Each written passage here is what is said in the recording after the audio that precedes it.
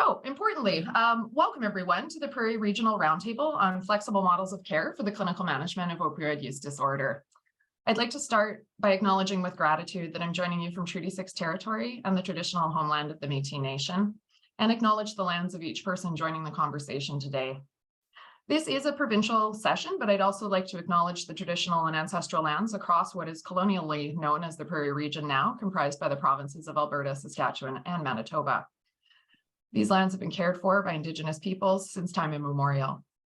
Our relationships are especially important to reflect on, given our session today, as we know the harms associated with opioid use and other substances of use disproportionately impact Indigenous people and communities. The importance of reducing the harms of colonialism and the continuing systemic injustice cannot be overstated. I invite you to take a moment, wherever you're joining from today, to reflect on the relationships that you bring to the session. So my name is Barbara Fornssler, and I was asked to moderate today's session. I'm the Knowledge Translation and Exchange Coordinator for CRISM Prairies, and events like this one are particularly exciting because of that. And I'm also an assistant faculty member in the School of Public Health at the University of Saskatchewan. I've been working in the field of substance use for over 10 years, but primarily in qualitative and community-based research and knowledge translation. So the OPTIMA trial provides a great opportunity to learn more about clinical approaches to research and contemporary practices for clinical management. We do have an amazing lineup of speakers and panelists today, many of whom I've had the pleasure to work with over the last number of years, and I know it's going to be a very thought-provoking session. Today's session is primarily for clinicians and will challenge us to think creatively about how to provide better opioid use disorder care, and specifically how we can use flexible approaches to improve engagement, retention, and ultimately the outcomes for people living with opioid use disorder. This webinar is part of a suite of knowledge translation activities for the OPTIMA trial, all of which focus on expanding flexible models of care. There are several events aimed at communicating the trial's findings, both for clinical and community settings.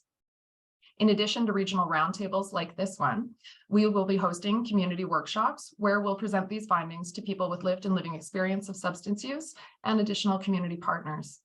So plans are underway to host a national panel discussion as well with a range of stakeholders, including clinicians and people with lived and living experience, to better understand how to optimize engagement and retention in the treatment of opioid use disorder.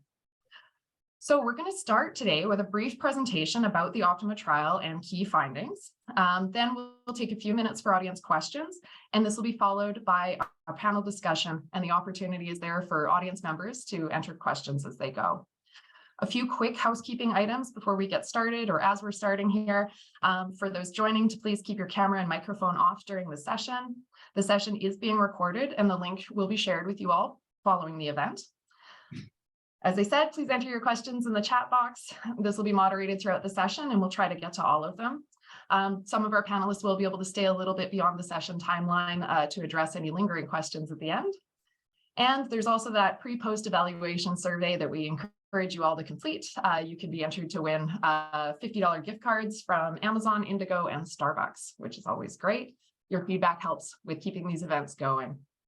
All right, without further ado, I totally didn't move the slides along. There we go. So without some further ado, I'm going to move to Dr. Monty Ghosh to present about the OPTIMA trial.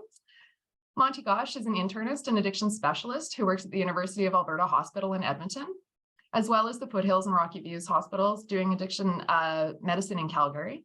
He works with, sorry, Monty, I'm going to read this and so I don't miss it. You're very qualified. Well, I was going to say, you don't have to read all of it.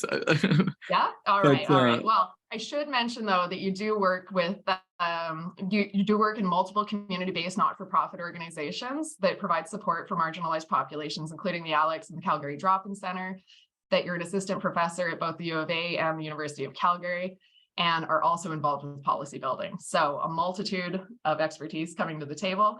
And without further ado, I will get ahead here to your slides, and please feel free to jump in. Thank you so much, Monty. It's great to hear from you today. Yeah, no, thanks for having me here today. And I want to acknowledge the fact that I'm on Treaty 7 territory today in particular, and grateful to be here to talk to you guys about the OPTIMA trial. So these are our objectives today. We're going to talk about the OPTIMA study and its findings, and then we're going to venture off into the practical application of the study findings for clinical practice. and then discuss how we could utilize this, this sort of new form of flexible models of care for our patients who have and experience opioid use disorder. Next slide. Oh, and then the other thing I wanted to sort of discuss is that I have no disclosures to share. Yeah, nothing, no conflicts of interest at all in this particular trial. Next slide. So, we all know that right now in Canada, we have up to 12 overdoses a day, secondary to the toxic drug supply. And so getting people into treatment is one branch and one sort of aspect of the overall approach to treating people who have opioid use disorder. Of course, there's harm reduction, there's prevention, there's also enforcement, of course, as well, which we want to focus on today. But really, the purpose of the OPTIMA trial was to focus and hone in on the sort of treatment aspect of it. And this became particularly important with the COVID pandemic, in which we start to see different models of care being utilized, especially in terms of flexibility around medications around treating opioid use disorder. We do know that we have multiple barriers for individuals to access opioid agonist treatments, especially strict supervision. We have two predominant forms, of course, of OAT, while there's others as well that are available. But the two predominant forms are methadone and buprenorphine naloxone. Methadone, of course, being having a bit more of a limited therapeutic, or not limited therapeutic index, but limited index in terms of efficacy and use in terms of a safety profile as well. And for that purpose, it's usually given on a daily basis and has witnessed dosing. Whereas with buprenorphine, because of a better safety profile, although potentially limited efficacy, it's given much more flexibly in some respects. The concern that OPTIMA was trying to sort of evaluate and deal with is that there haven't been many trials in regards to both these medications in regards to prescription-based treatment, or sort of prescription-based issues in OUD. So what I mean by that is that most of the trials regarding buprenorphine and methadone have been focused on heroin use specifically. They weren't evaluating prescription opioid use disorders for people who are, have opioid use disorders secondary to, say, Percocets, for example.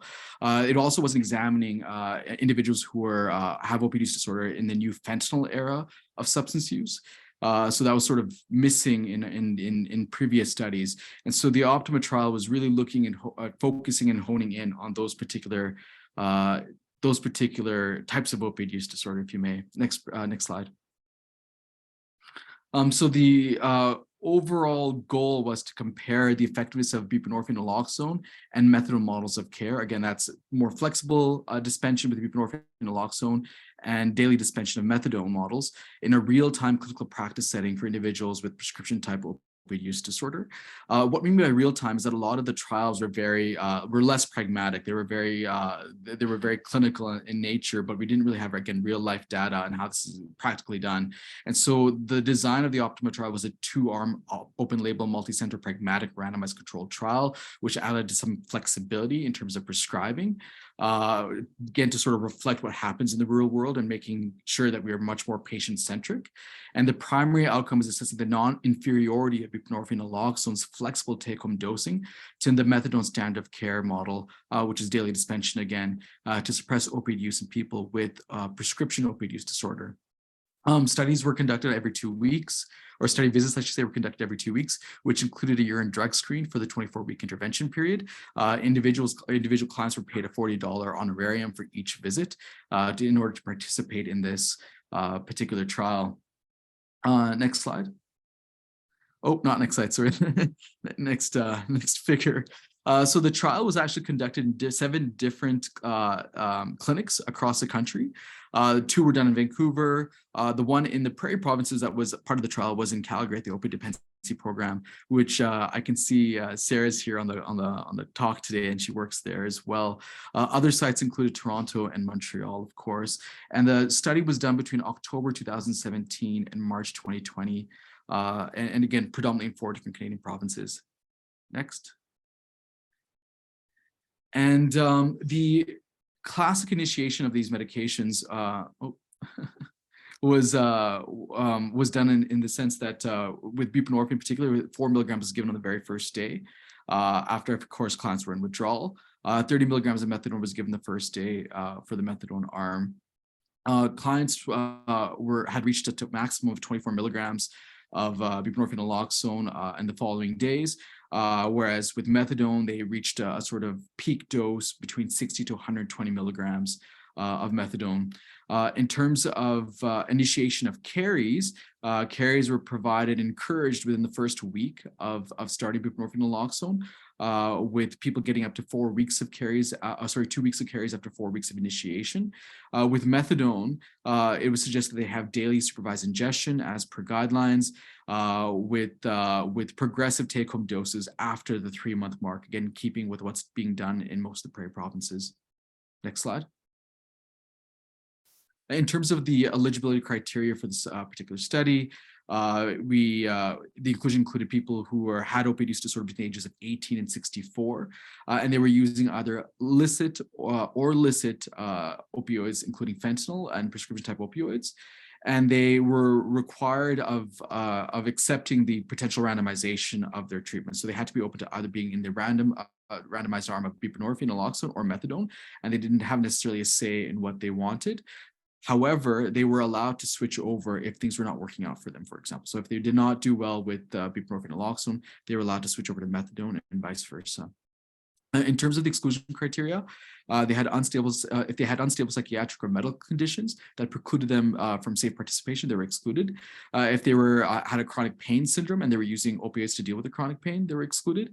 And also if they had used heroin as their predominant opioid, they were excluded as well, especially in the last 30 days. And that was because, again, we want to sort of test this this hypothesis for treating opioid use disorder in a new era, a new paradigm of fentanyl. And then also, if they were enrolled in OAT in the last 30 days prior, they were excluded and had a history of severe adverse reaction to buprenorphine naloxone or methadone. And of course, if they were pregnant or breastfeeding, and that was because buprenorphine naloxone at the time period the trial was being conducted was not considered safe for pregnant and breastfeeding females. Next slide. So overall, they had 272 participants. The average age was 38.9, and the vast majority of individuals who participated were male, but there was 94 females who were included, and of course, 2 transgender individuals. The mean maximum dose of buprenorphine that was reached was 20.3 milligrams, and it was 81.8 milligrams for methadone. Which is interesting. And then also in terms of people who received take-home doses, almost 3/4 of individuals who are on buprenorphine naloxone had received take-home doses, and also the average days before they received take-home doses being about roughly 2 weeks. Again, it was encouraged for practitioners to do this. And then in terms of methadone, 1/3 of them had received carries, and the average of receiving carries and take-home doses was about 85.2 days.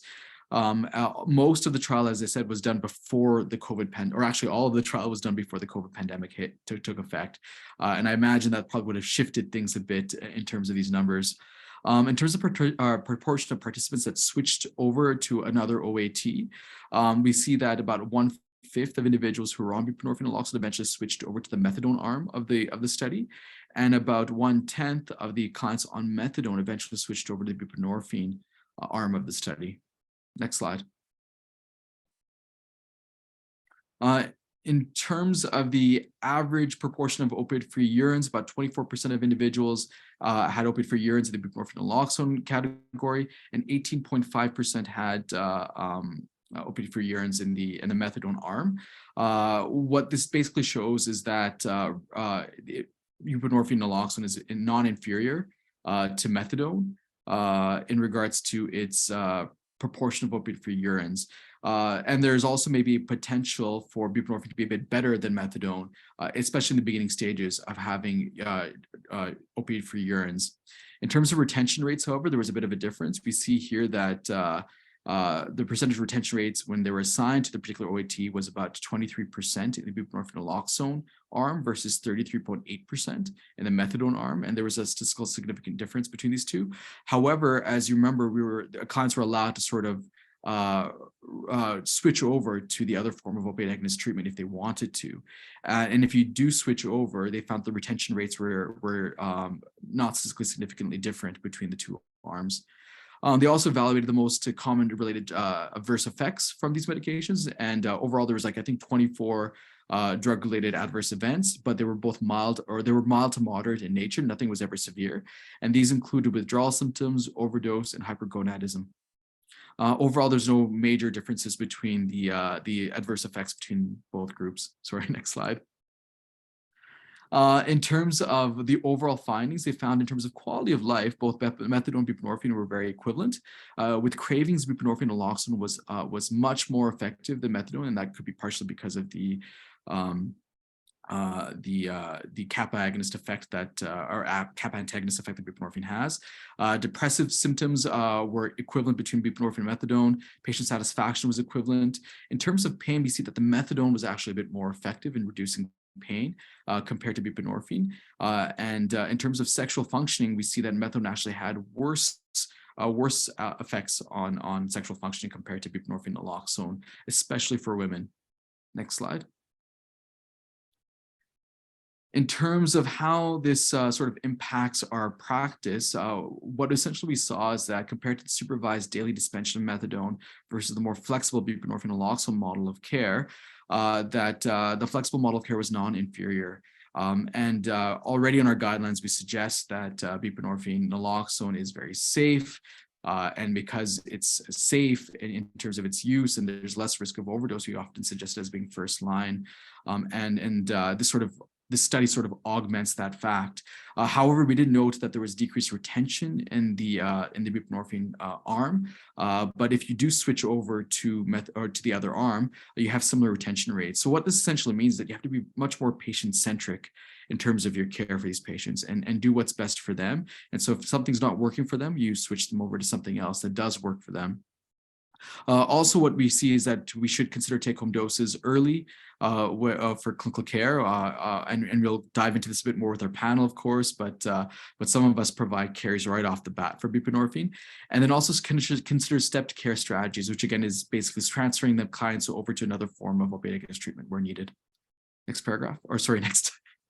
You can tell I dictate too much. In terms of the implications for practice, again, this was more of a pragmatic trial, and so reaching optimal outcomes might be quite difficult, and we did see that with the trial and getting recruitment for the trial. And proactive discussions with the clinicians and clients are key to making sure that clients are retained in treatment and making sure that clients are getting the adequate treatment that they require. So again, it comes down to being more patient-centered. We also see there's more need for research on adjunct interventions, alternative models of care, and other strategies to improve outcomes. Next slide. This is sort of a slide to sort of thank the team who really involved in the OPTIMA trial. This includes Dr. Aswad, Dr. Sokas, Dr. Ahmed, Dr. Lafoy, Lim, and Jill Fikowski. And then also all of the other individuals who are participating in the CRISM, this CRISM trial, and all the CRISM node leaders as well. With this, I think I'm going to pass it back to Barb, and thank you.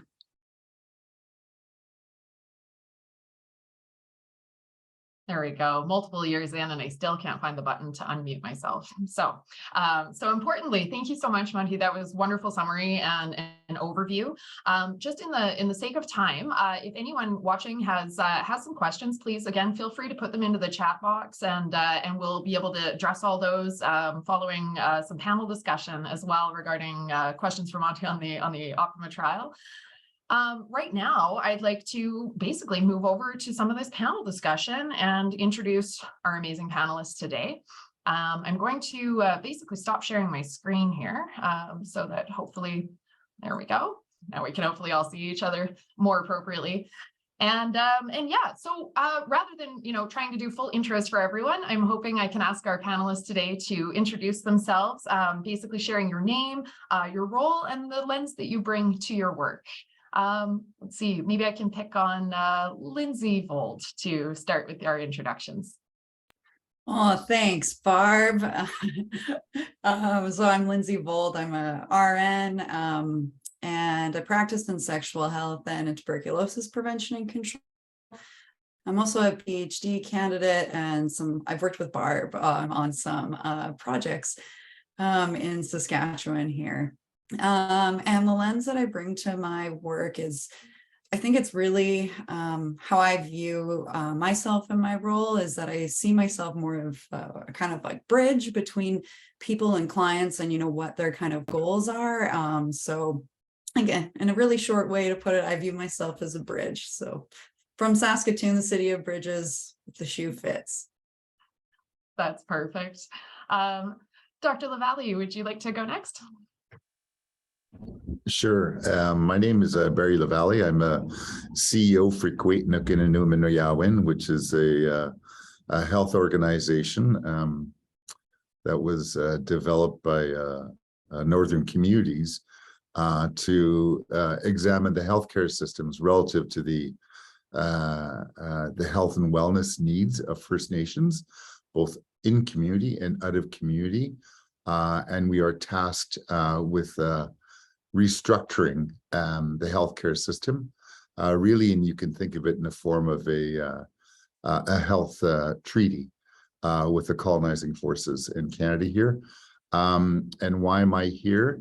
I'm a family doctor by training. I'm not an expert in opiate use disorders, but I carry a lot of weight in terms of examining structures, meaning healthcare systems, also funding, governments, etc., and holding them accountable to the challenges we have with addressing a significant proportion of patients out of the base population of about 70,000, for which this organization is responsible to. And the challenges, and I'll talk about that a little bit later, and the barriers that we have for obtaining treatment. But I'm happy to be here. Thank you so much. Thank you so much. That's wonderful. Dr. Poulin, would you go next? Absolutely. I think all the speakers are underselling themselves. I've had the opportunity to work with many of the panelists very, very closely throughout Manitoba. And I can say it's always an honor and privilege to be part of CRISM. So I'm a family physician and an addictions medicine physician, and a certified executive leader in the Canadian Physician CSPL. So I come with various hats, too many to cite today, but really from the context of initiating training to other physicians and prescribers, to implementing our RAM clinics throughout the province, working on the national level for advocacy, and pretty much a bit of dabbling a bit on in everything, and with CRISM working on the national opiate use disorder guidelines as it pertains to today. Thank you. Awesome. Well, I completely agree that everyone is underselling themselves thus far. So thank you so much for your introduction. Cristina, do you mind going next? Thanks. No problem. I'm Cristina Zaganelli. I'm a nurse practitioner in Calgary, and I work at the CUPS Health Center as well as with Alberta Health Services in the opioid dependency program. And I guess the hats I wear include, direct care provider for individuals with opioid use disorder, and also witness to the coexistence of harm reduction and treatment experiences in Alberta. And we're on the cusp of lots of changes, and so I'm embedded in a program where we have injectable opioid agonist therapy along with oral opioid agonist therapy strategies. And we're just working through some legislative changes in our world here. And that's the lens coloring all of my views these days. That is fantastic. Thank you so much for joining today. And I'll maybe ask Wes to go next, please. Thanks. Hi, everyone. My name is Wes Llewelyn-Williams. I'm a pharmacist in Calgary, working at the Peter Lougheed Center on the Addiction Inpatient Consult Service, or the ARCH team, Addiction Recovery Community Health. And my role on the addictions team is it's a unique position to see patients who don't usually present to the healthcare system. And we see a lot of patients who don't have a history of treatment. So we can open conversations and initiate treatment and provide different options for patients and connect them to community resources once they're stabilized, if we can. So it's great to be here and glad to be part of the discussion. Thank you. That is fantastic. And our final panelist, certainly not the least of our panelists, Julia, would you mind introducing yourself? Hi, good afternoon, everyone. My name is Julia Bareham, and I am a pharmacist with RX Files Academic Detailing, and I'm in Saskatoon. So it's my job to review the medical literature, synthesize it, and head out and share what I have found with primary care providers all across Saskatchewan, with a focus on opioids, alcohol, and methamphetamine as well. And in addition to that, I still work in community pharmacy at a large retail chain, so I get to see what it's actually like to implement that evidence. And I come at this topic with a lens of someone who wants to support providers to get the information they need to safely and optimally provide these medications to their patients, as well as an advocate to increase access to these medications so that our patients, our community members, can access these treatments from their providers. Well, I just feel like this whole panel should be called Team Awesome, and that we should probably order t-shirts saying as much. So thank you so much, everyone, for the wonderful introductions. We really, the expertise is fantastic, and I'm looking forward to some conversation. So picking up on that theme of what does this mean for practice? One of the key findings of the OPTIMA trial was that take-home buprenorphine naloxone was non-inferior to traditional treatment with methadone with observed dosing, and that flexible models of care can improve treatment outcomes, not surprisingly. So I'd like to ask our panelists what you think about flexibility in the care of individuals with opioid use disorder, and sort of what does flexibility mean for you in your role? And maybe, you know what, I'll start with Julia, because you went last time. Now, what do I think about flexibility? I love it. And I think it's all about tailoring the approach for the patient in front of us. As someone who has the opportunity to directly work with patients and dispense these medications, I see all the time the challenges and the barriers coming to see me every day at my pharmacy to get their daily dispensed medication. And here on the prairies, the weather can turn on us at any moment. We might not be able to dig our cars out of our driveways if we're fortunate enough to have vehicles. The bus might be running late, or it might be minus 500 outside, and walking to the pharmacy is very tough, especially when you got 3 kids at home or you have other responsibilities. So I think looking at how we can make it work best for our patients, and you know what, sometimes it might mean daily dispense for a while, and for others it might mean having those carried doses much earlier on in their therapy will certainly help better serve our patients. Are there others who'd like to jump in on that notion of flexibility and what it might mean? I really appreciate the mention of those the climate barriers that we experience here in the Prairie region, and that's unique to this particular part of Canada. So yeah, Ginette, I see you've unmuted. Sure. Thank you, Barb. I guess kind of rolling along with what Julia said, you know, obviously temperatures and weather, geography. I know that certainly within the prairies, we can see there's a lot of rural communities, a lot of isolated communities. And so how we deliver that care is critical for their ability to participate in the program. And we look traditionally at opiate agonist therapy as kind of the bread and butter in terms of treatment. Having, you know, daily dispensing has been a big barrier for many patients. And so if we open that perspective and think about the lesser risk in things, and you know, that's one advantage with the buprenorphine molecule is that you know, it's a safer molecule to have out on the street comparatively to some of the full opioid agonists. But even if we take a step further in terms of the healthcare provider culture, and then, you know, the larger systemic, I think it's a time that we need to challenge ourselves. You know, we know that we're facing a public health crisis, and that includes opiate crisis. And so our approach has to adapt and adjust to help meet those needs. And so, you know, that can stem from, you know, better flexibility in delivery of care, but also how we give care and who dispenses this. So, you know, not just pharmacists or prescribers, but we can look at the Sioux Lookout example in Ontario where community members are. You know, we can look at dispensing machines, which is happening out in BC. we look at the types of opioid molecules that might be appropriate for individuals or communities can certainly be another kind of approach with that. And I think even from advocacy levels, we need to be flexible in that sense around regulatory bodies, political groups, help challenge to look at things differently so we can better meet the needs of patients and ultimately all Canadians.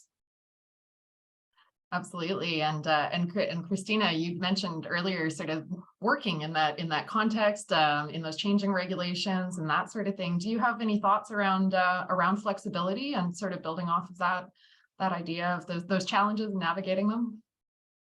I go back to the definition of opioid use disorder and how one of the criteria is the amount of time spent procuring, using, and existing with the opioid use itself, and that the treatment regimens that we have historically actually perpetuate that by tying people to pharmacies, dosing times, and strict regulations. So it actually perpetuates a disordered way of being, if we want to use that type of terminology around a person's substance use.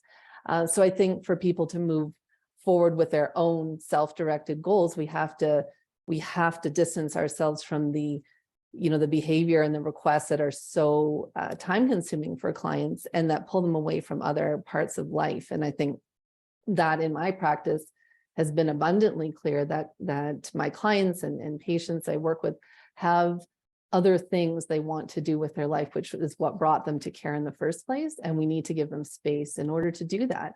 And when they can be given or they are able to take control of their care, the gains are immense. But it takes, again, that ability to step back from, as a provider, one's own sense of power and what we feel entitled to as care providers versus what the patients or clients actually are entitled to. That's fantastic. And Barry, I know you've also done some work with rural and remote communities as well, and specifically Indigenous communities. I wonder if you have insights to share on this topic of sort of flexibility and what comes to mind for you in that realm. Yeah, no, thank you. And thank you to the previous people who've participated. These are the sessions that, just as a side, that I come to that I actually don't need to be here because you're doing all the really great work out there. So I commend this team here. But during the pandemic, we knew pre-pandemic, for example, when we were looking at population health and First Nations people in particular, not the pan-Indigenous analysis that I think some people use. We've known for a long time and in silence in many ways that addictions and use of substances, including alcohol, really were associated with lots of social ills and social problems like violence and high rates of CFS, incarceration of the children of people who are struggling. So it's always been in the background for First Nations health, and the government in its I got to be respectful here when I speak. So the federal government in its analysis gave streams of money so to deal with whatever. And it's really been unsuccessful, completely unsuccessful, I might say. And I'm not a proponent or I'm not against an AA model or any abstinence model, as long as people are supported and that's their choice and resources are used to support them in that area. But quite clearly during the pandemic, we got a call from one of our communities in northern Manitoba that it was actually impossible to investigate positive COVID because people just had no memory at all. So they couldn't participate. So in reality, what we wouldn't do, but thought you just put a dome over that community, come back 3 months later and see who survived or, whatever, because we just could not. And so a suggestion was made that we quickly manage alcohol program. And now I know this is not about managed alcohol programs, but I think the learning from that experience helps us understand how to deliver services in remote communities where everybody here should know we don't have enough nurses, we don't have enough doctors, we have no infrastructure. The communities have not been giving funds for a capacity to take on large scale things or things requiring 365, 24/7. And so we put together a managed alcohol program, and at its height, about 50% of the people on a BID dosing of alcohol or a muskie were back at work. So they're fully functioning, taking care of their kids, taking care of their grandchildren, working, going for a pap smear, getting their hemoglobin A1C done, getting a blood pressure done, not walking the nighttime in this one community. And that really was verified by not only the RCMP reporting back to us, but also the chief and council that said the community is becoming perceptibly quiet at nighttime because people weren't desperate looking for a way to deal with the trauma. But the contextualization, I think, of Indigenous people when we're looking at this opioid use disorder or any other thing requiring someone to cope with their life or the traumas they've experienced are really very important to itemize here. So much so that I have about 13, 14 communities now looking for services, and we can't deliver services because we have no way, there's no model of care really that can actually bring treatment other than us putting together a managed alcohol program, which is fairly simple for community members. So we have various models that are emerging, but not a lot of uptake in general from both the federal and provincial government here in Manitoba, and I'll go on record and state that. So, you know, a lot of communities came back when we did presentations on harm reduction and said, you know, maybe this will help us deal with the pandemic. Maybe this will help us deal with children in care, violence, etc. You know, all those kinds of things. And besides the communities being a little bit hesitant on considering bringing treatment into their communities when the majority of them might be have banned council resolutions that deny access to alcohol. And you have to remember historically that when you look at some of the literature around alcohol use in Indigenous communities that before even Canada was Canada, it was in the late 1700s that there was an increasing perception, and it was documented that they saw alcohol use in communities in the late 1700s. And that was a time when the protein sources in the prairies here were depleted because of the fur trade. And so colonization at that time already started the process. And when you move along the timelines of colonization and the intention of Canada in its non-existent relationship with First Nations people here, that once the incarceration started happening, like with the residential schools and 60 Scoop, and now Child Family Services, uncertainty in life, like missing and murdered Indigenous women and girls, loss of mothers and fathers at the TB hospitals where we never found the graves, and the resurgence of these unmasked graves across the killing fields of Canada.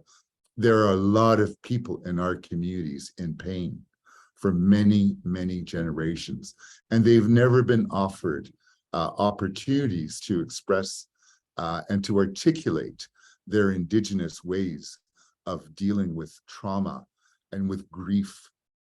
And there's good historical evidence as well that had occurred, especially when we're looking at the smallpox epidemics, where the Hudson's Bay was more concerned about getting pelts and not supporting the communities for 2-3 days mourning ceremonies. Like this was started off quite early in colonization, so that our communities, indeed, when I want to come on board and start working with Ginette, Ginette's been a real support for us here to bring services.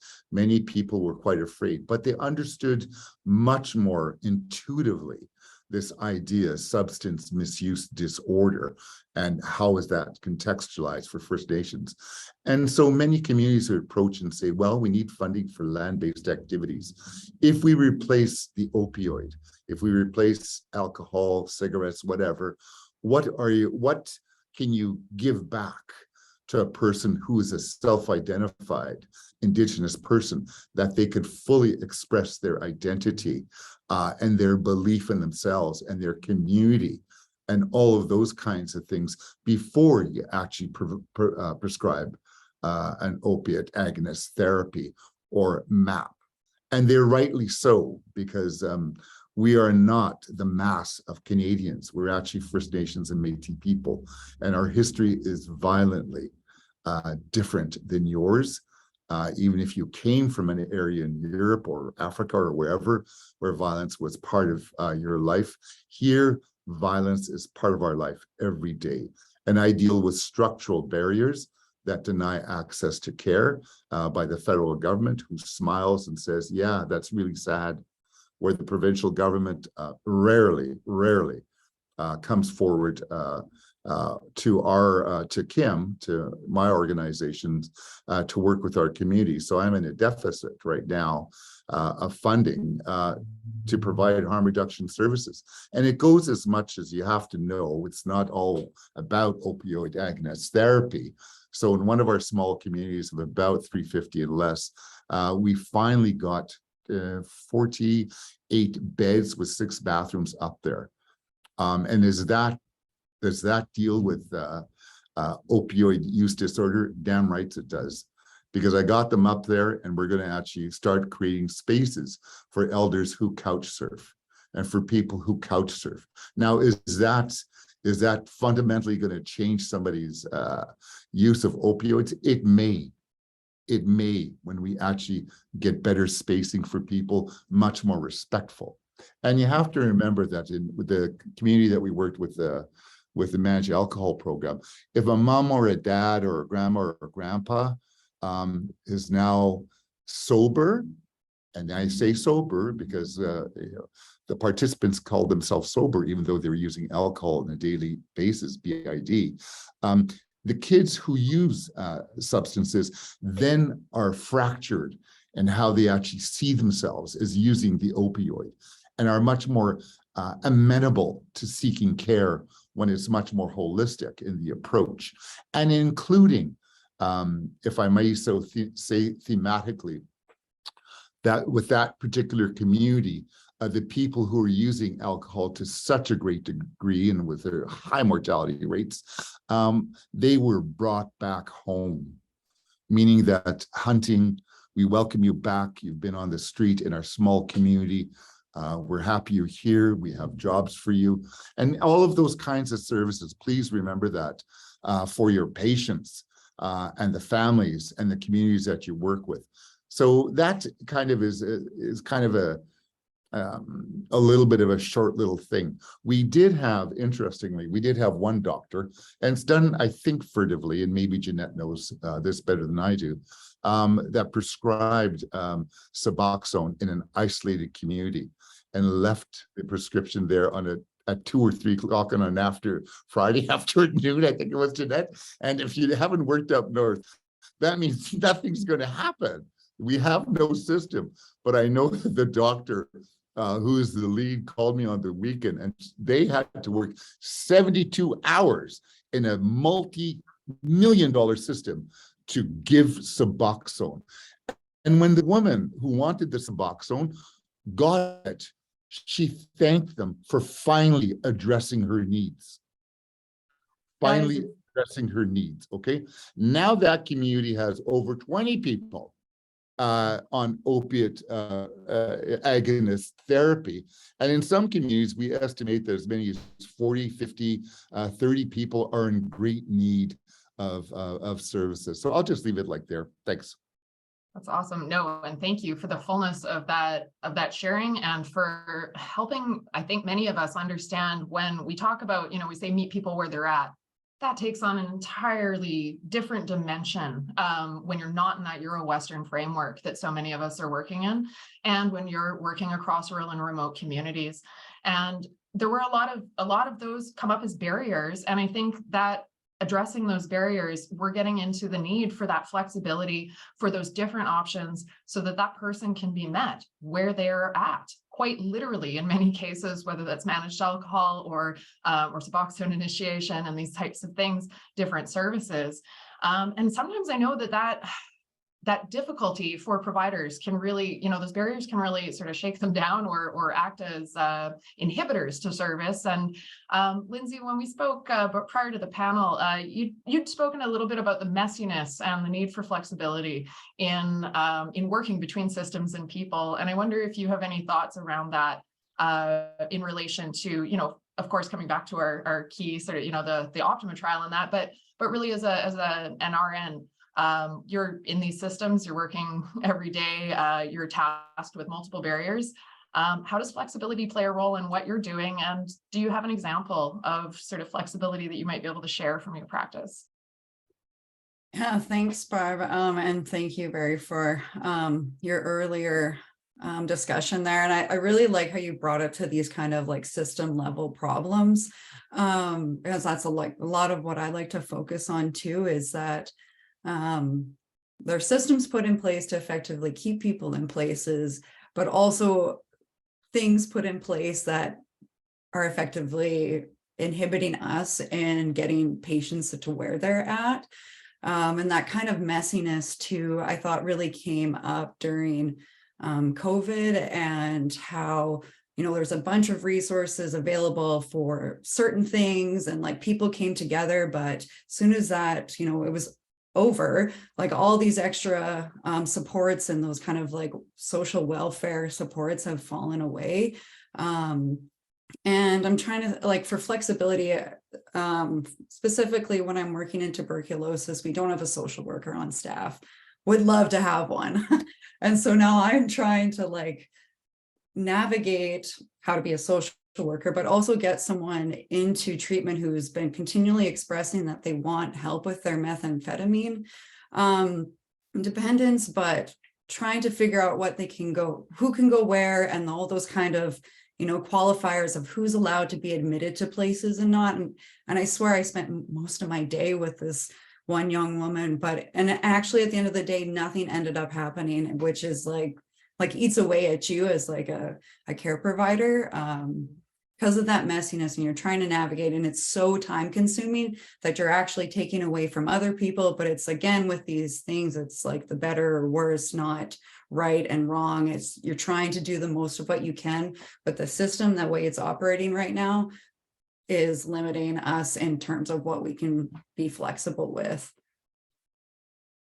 That's awesome. It brings that system together with the reality of sort of what the limitations are in daily practice. And Wes, when we'd spoken earlier about sort of bridges to care and how to be flexible as a practitioner a little bit, and I know in your role that sometimes folks don't always think about that as having flexibility. So wondering if you might share some thoughts that way too. Yeah, from the inpatient perspective, flexibility for us can be, it's pushing the envelope, really. It's getting out of your comfort zone, which we do have the luxury of seeing patients every day and monitoring, but that still, we flexibility can be, titrating faster than you usually would, with the risk of potential adverse effects, but with the benefit of getting a patient to a more stable dose before a discharge date that's coming soon, or doing like a macro dosing and getting someone on Sublocade on day 2 opposed to day 7, that kind of stuff. So it's really the flexibility is the ability to adapt and modify the strategies best to meet the patient's needs. So some examples from inpatient pharmacy perspective would be, sending out prescriptions for carries right out of the gates, because the patients we see, we have an incredible team of social workers, addictions counselors, peer support workers that work so hard to get patients connected with housing, ID, income support, but you can only do so much in 3 to 5 days sometimes. So it's, getting prescriptions out there with carries right away because when the patient gets discharged, sometimes not going to the pharmacy isn't the top priority. It's where's my next meal? Where's shelter? And so going every day. It's nice to see colleagues from Saskatoon on the webinar. That's where I used to work at Mayfair Drugs there. They had a really great, it was a Sanctum Survivor, is what it was called. They had local celebrities and physicians basically live on the streets for 24 hours and then give their accounts. They gave them various tasks. They had them go to a pharmacy for their dosing. They had to go to ID, get food, get clothing. And it was incredible to hear their accounts of it after that. It was, we would have prescribers coming into our pharmacy just haggard, trying to get there before close. And you really get that idea of, wow, like this is not easy. And we're, to expect people to get there every day is not a realistic thing. So from the inpatient perspective, pushing that boundary, giving carries right out of the gates, giving prescriptions that, sometimes a month long in case patients can't get to their appointments on time. So that's kind of what we see as flexibility on our team. That is fantastic. And I really appreciate you used the word adaptability. And Julia, I see your hands up because I was going to say, we're talking about adaptability. We've come out of a global, or we're in the midst of coming out of a global pandemic that massively changed our, or at least we thought it changed perhaps our delivery of services and things like that. Julia, I'm wondering if you would be able to share a little bit about just about the impacts of COVID, how that changed practice, if it increased or decreased flexibility, and where you see that going in the future potentially. Thanks so much, Barb. Yeah, I have so many thoughts, and Wes is sort of getting those thoughts to percolate in my mind. I'm only going to talk about the positives that came out of COVID, because there had to have been some with such a challenging time for all of us. And that was our researchers across Canada, of course, with OPTIMA, they measured the effects of this. And there was another group in Ontario, and Tara Gomes is someone I know who worked to research this. And I need to simplify things for myself most days. And I ask the question, why do we do daily observed therapy? In my mind, it's there for patient safety. And the regulators who made those rules that said we should do daily dispensing were working with the information they had at the time. But what came out of COVID is evidence from OPTIMA, from Tara Gomes and her group, that I actually found surprising. I wasn't surprised to hear that there wasn't an increased risk of dose with buprenorphine naloxone. It's such a safe drug. Why are we so worried to send people home with it when we will give them 120 capsules of hydromorph cotton high dose without even blinking? But the methadone stats actually surprised me, because I always had a perspective of, let's be a little more bold with buprenorphine, but a bit more cautious with methadone, because it's got that long half-life. We've got this patient variability. So, oh my gosh, we're going to cause harm if we send too much home with folks. And we've got evidence that says actually overdoses were lower in the group that had those take-home doses. They had improved quality of life. They could maintain their employment. They were retained in treatment, and they didn't have treatment interruptions. So I think it's time for us to ask ourselves, no matter what level of the system you're at, is it time to revisit how we approach this and determine if there's some opportunity to build in some flexibility so that our providers can have that autonomy to tailor the therapy for the patient they're dealing with in that particular instance. So well said, and thank you. I'm seeing the heads nodding and thumbs going up, and I think there's wide agreement across the panel with exactly what you're saying in that vein. For folks who are looking to ask questions in our audience today, please feel free to put those into the chat boxes as we sort of continue. I'm wondering if anyone, I know we're getting close to our time's up, and I know some folks have to go in about 4 minutes to be right on time, but we will, some of us will be able to stay a little bit later. But I'm wondering if some of you might have, an additional practice example of sort of how flexibility was able to benefit your patients, the people that you're working with, and sort of if there's advice you might give to other practitioners who are watching today. And I wonder, if we could hear from sort of the doctor perspective, the pharmacist perspective, and the nursing perspective to kind of wrap it up, just if there's additional sort of tips or tricks you'd like to talk about around flexibility. Ginette or Barry, maybe could start off. Sure.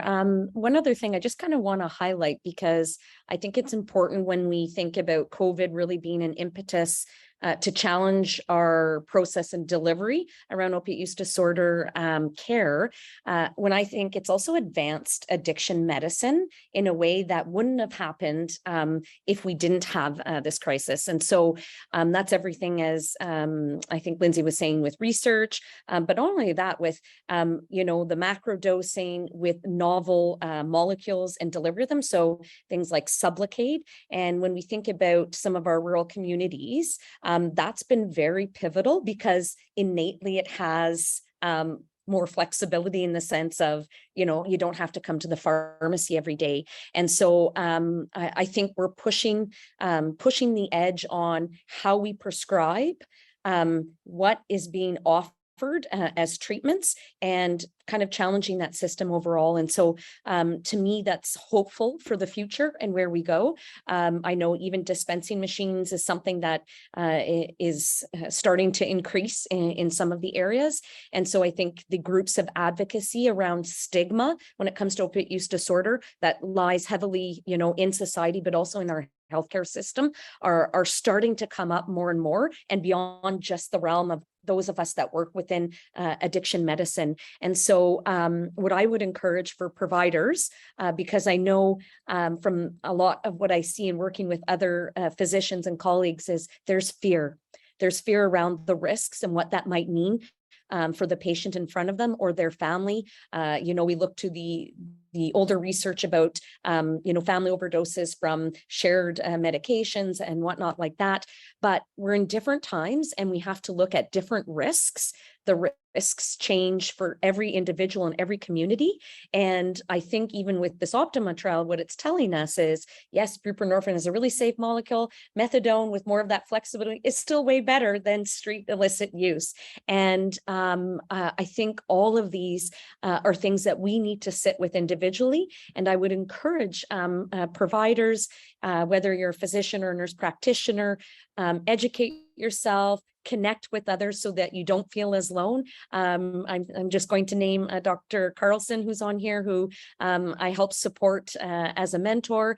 Reach out, work with individuals to help in your approach and your flexibility in your mind as well. Excellent. And I know Julia will have to leave the panel quite quickly, but I'm wondering, Julia or Wes, if you have any sort of how to do this in practice tips on the way out the door for those who work in pharmacy. Wes, that's a hard question. I'll let you go. Well, I mean, I'll just say we're here to help you. Use your pharmacist. The patients see us probably more than any other health professional, I would say. So reach out to us. How are these guys doing? Do you think people need? Some people benefit from coming in daily, and that's just part of, you're part of their family.